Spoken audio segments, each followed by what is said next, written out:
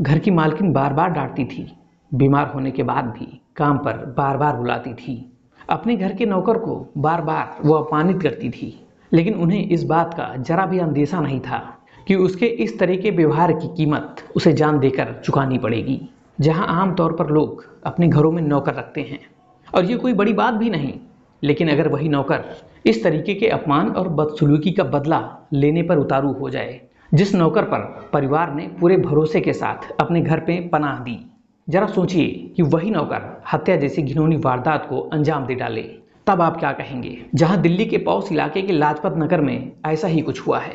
तो चलिए आपको बताते हैं कि आखिर ये मामला है क्या। जहां दिल्ली के लाजपत नगर में दिल को दहला देने वाला डबल हत्याकांड सामने आया, जिसमें मां और बेटे को बड़ी ही बेरहमी के साथ मौत के घाट उतार दिया गया। जहां पुलिस जानकारी में पता चला कि इस घटना को अंजाम देने वाला कोई और नहीं था, बल्कि उसी घर का नौकर मुकेश पासवान था। जहां पुलिस ने उसे गिरफ्तार कर लिया और सख्ती से पूछताछ पर उसने खुद स्वीकार किया कि उसने ही डबल हत्याकांड को अंजाम दिया था।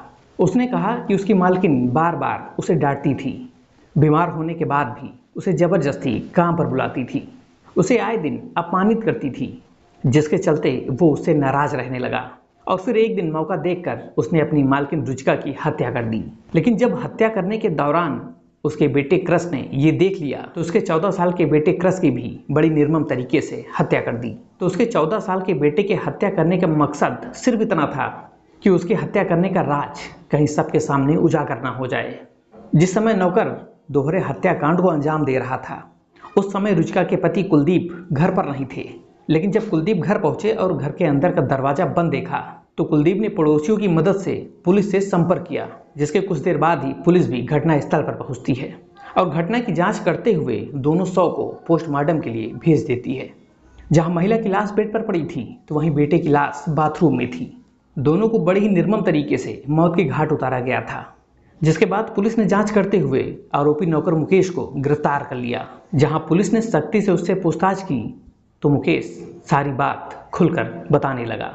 मुकेश ने बताया कि उसकी मालकिन उसे बेहद परेशान करती थी, उसकी तबीयत खराब होती थी, फिर भी वो नाराज होकर डांट कर काम पर बुलाती थी। उसे काम के दौरान लोगों के सामने जलील करती थी, बेइज्जत करती थी। और इसी का बदला लेने के लिए आरोपी नौकर मुकेश ने महिला और उसके 14 साल के बेटे की निर्मम हत्या कर दी और हत्या करने के बाद वो मौके से फरार हो गया। जहां पुलिस ने कार्रवाई करते हुए उसे गिरफ्तार कर लिया।